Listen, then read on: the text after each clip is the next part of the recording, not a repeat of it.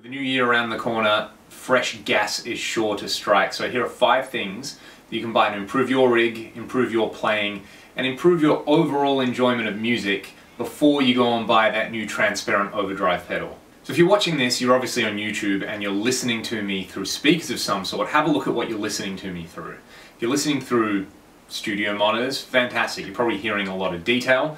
You're hearing this crappy little camera that I'm speaking into and going, man, I wish that guy would, get a good microphone for his voice. Or you're listening through an iPhone or a smartphone or something like that, or you're listening to tiny little computer speakers. Now, if you're like me, I spend far more time actually listening to music than I do playing it, especially if it's late at night or I'm driving around in the car, which I do a fair bit. So having a good monitor solution is really, really important. Now, if you can afford it, getting some good studio monitors is the best way to go. I have a set of Adam A7Xs and I love them. There's so much clarity and detail and they're just lovely to listen to music to. But if you can't afford that, get a good set of headphones. There's all sorts. I have some really nice Audio-Technica headphones, companies like Bose and Sony. Everybody makes a good set of headphones. Just don't buy Beats. Another thing that you can spend your money on that's not a transparent Overdrive pedal is on concert tickets to go and see bands. There's nothing more inspiring than seeing a good band live, whether it's a touring act, an international act,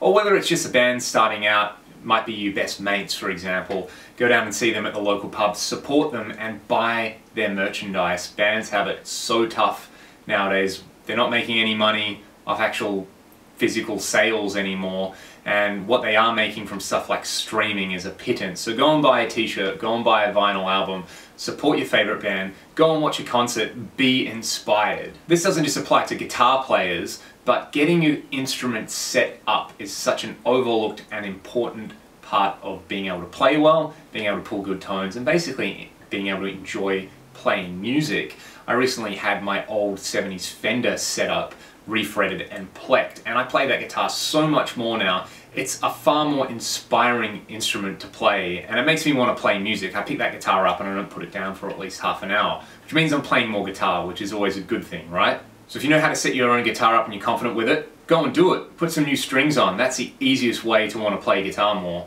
You can also take it to your local tech, get the truss rod done, get the frets polished, get the electronics clean so none of the jacks are scratchy. Just get your instrument in tip-top shape and get it performance ready. So I was talking about going to see more concerts. If you're going to go and see more concerts, there's one thing about them, and they are loud. Now, exposing your ears to loud sounds for long periods of time is not good for your health in general. It's especially bad if you're a musician, because the most important parts of playing music are the 2 ears on your head, right? It's not your fingertips, it's listening and using your ears. So get some earplugs and take them everywhere with you. Whether they're a set of Heroes, whether they're just a set of foamies, protect your hearing. And if you're a gigging musician, you're not using earplugs, you're an idiot. Go and do it. One final thing, I see lots of guitar players with huge pedal boards and these ugly, ugly power solutions. They've got 4 or 5 pedals daisy chained together, there's batteries, there's different power supplies, there's hum, there's noise. If you do have a pedal board, no matter whether it's small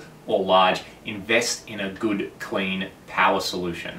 An isolated brick by companies like T-Rex, Strymon, Voodoo Labs. There's so many out there at the moment. We're living in the golden age of guitar power supplies. If you're not using a pedal board, consider getting a power conditioner. This is basically just going to keep all your gear running where it should be. It's going to save you money in the future so you're not blowing stuff up, and your tone is going to be more consistent, and that's what we want. Now, I could go on with this list. There's literally so many things you should buy as a musician before you go and buy that new transparent Overdrive pedal. Let me know what your favorite tip is and what your goal is gear-wise in the new year. Leave a comment and hit subscribe.